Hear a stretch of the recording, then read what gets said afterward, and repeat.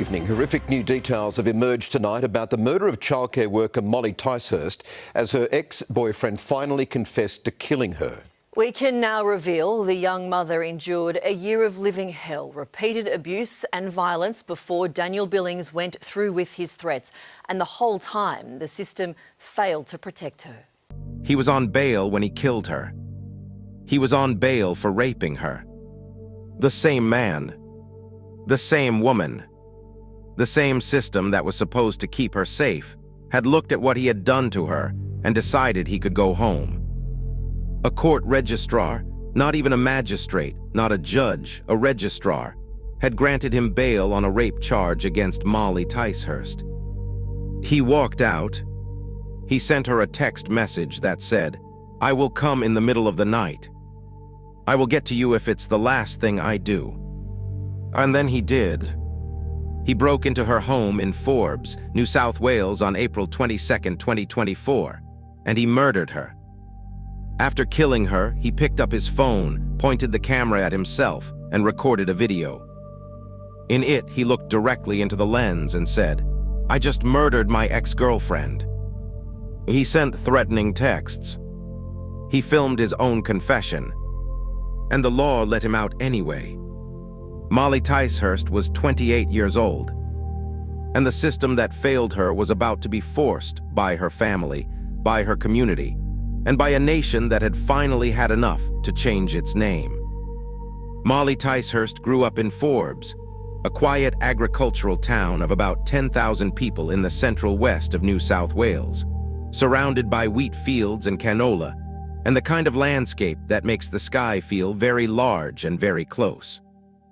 She was 28 years old. She worked as a dental assistant. She was known to everyone in town, and she was, by every account of everyone who loved her, warm, funny, and full of life in the way that certain people are, the kind of person whose absence from a room is immediately felt. She had been in a relationship with Daniel Billings. That relationship had ended, and after it ended, Daniel Billings had raped her. She had reported it. She had done exactly what every survivor is told to do. She told the truth, she went to police, she trusted the process. And the process looked at what Daniel Billings had done to Molly Ticehurst and granted him bail. He went home. She went home. And they both knew where the other one lived, in a town of 10,000 people, in the middle of the New South Wales Central West. I want to stay with this detail for a moment. Molly reported the rape. She did not stay silent. She went to police and told the truth and trusted the system to protect her. And the system granted bail to the man who had raped her. Bail granted by a court registrar, not a magistrate, on a rape charge, and sent him back into the same small town where she lived. The violence that killed her did not begin when he broke into her house. It began when that bail decision was made. The system handed him the opportunity. He took it. In the days leading up to April 22, 2024, Daniel Billings sent Molly Ticehurst a series of text messages. These messages were later unsealed as part of court filings and entered into evidence. They are not ambiguous. They are not open to interpretation. They are explicit statements of intent from a man on bail for raping the woman he was threatening. I want to read you what he wrote, because I think it matters that you hear exactly what Molly Ticehurst received on her phone in the days before she died, while the legal system that had bailed her rapist was still in place around her. "I will come in the middle of the night. I will get to you if it's the last thing I do." She received those messages. She knew what they meant. And what the evidence shows is that she had reported them, that the system around her was aware that this man on bail for raping her was now sending her explicit death threats. What happened next is a question that the New South Wales justice system has been forced to answer.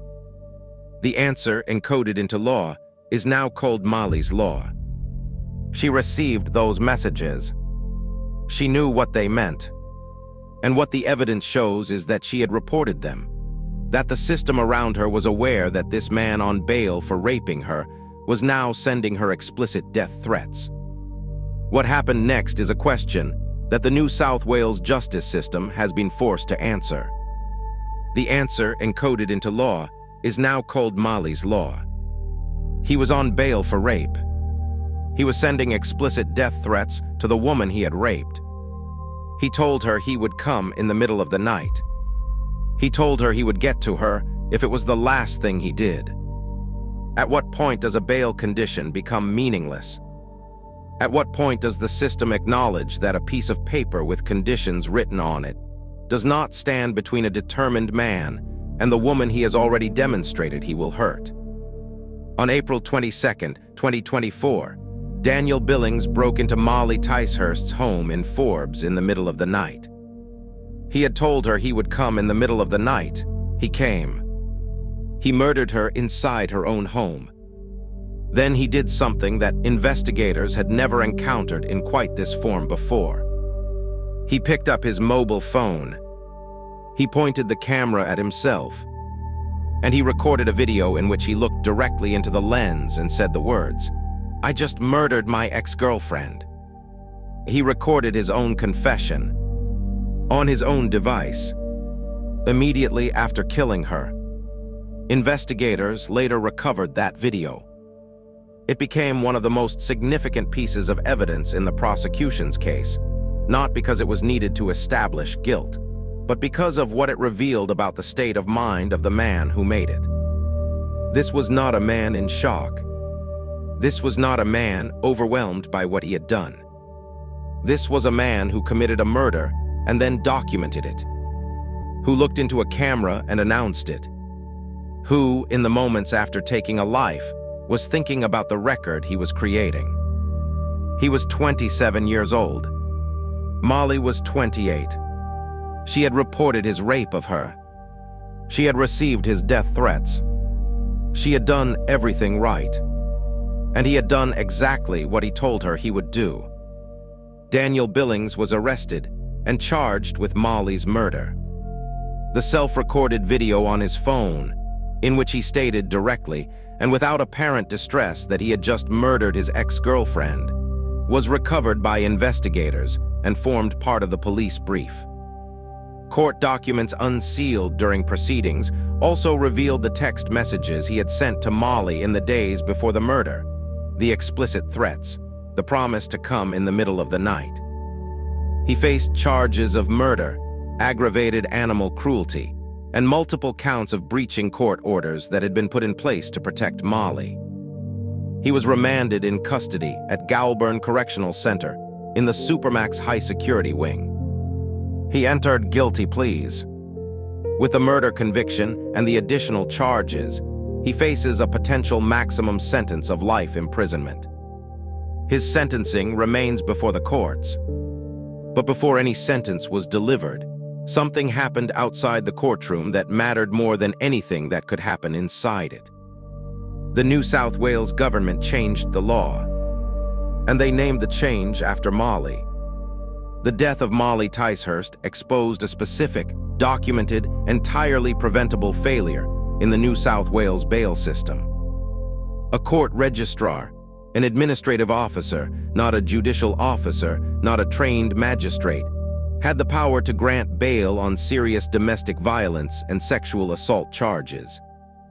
That is what happened to Molly's rapist. A registrar made the decision. He walked out. In the weeks and months following Molly's murder, her family, her community, and advocates across Australia made the quiet administrative failure behind that bail decision loud enough that it could not be ignored.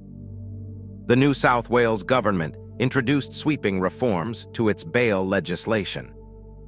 Those reforms are now collectively known as Molly's Law. Under Molly's Law, court registrars no longer have the authority to make bail decisions on serious domestic violence charges. Every bail application in those cases must go directly before a magistrate. The legislation also introduced a reversed onus of proof. Defendants accused of serious domestic violence offenses now face a mandatory show cause requirement, meaning they must prove to the court why their detention is not justified, rather than police having to prove why they should be held. Electronic GPS ankle monitoring is now mandated for individuals released on bail under domestic violence charges.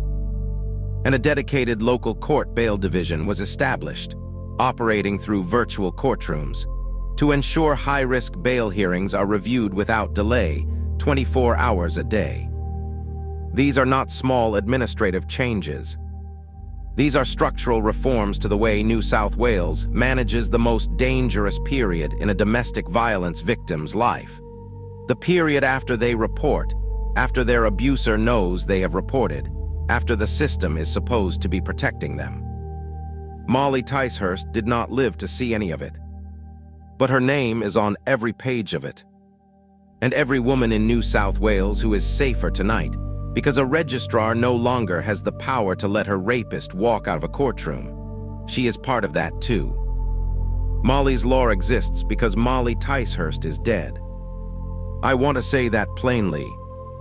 Every reform, every structural change, every magistrate who now reviews a bail application that a registrar would have previously decided, all of it was paid for by her life. That is how law changes in this country. Someone dies in a way that is too visible and too preventable to be absorbed quietly. And then eventually something shifts. I am glad something shifted. I am devastated that it required what it required. Her family did not want a law. They wanted their daughter. In the aftermath of Molly's murder, her family did something extraordinary. They went public. They spoke. They put their grief in front of cameras and microphones and parliamentary inquiries, and they said, again and again, in different rooms to different people, that what happened to Molly could not be allowed to happen to someone else. Her mother, father, and sister were present throughout the legal proceedings. They gave victim impact statements. They engaged with the legislative process that produced Molly's law. They turned the most private, most devastating thing that can happen to a family into a public act of advocacy that changed the law of an entire state. Molly's sister has spoken publicly about what the family has been through, the grief, the anger, the determination to make sure Molly's name means something beyond what was done to her. That is what the Ticehurst family did with the worst thing that ever happened to them. I do not have words adequate to that, so I will just say it plainly. What they did was brave. What they did mattered. And Molly was lucky, if lucky is a word that can be used anywhere near this story, to be so fiercely loved. Daniel Billings remains in the Supermax wing at Goulburn Correctional Center awaiting sentencing. With guilty pleas entered for murder, aggravated animal cruelty, and multiple breaches of court orders, the full weight of which is still being determined by the court, he faces the prospect of life imprisonment. His sentencing has not yet concluded at time of publication. Molly Ticehurst's case sits within a pattern that Australia has been confronting with increasing urgency.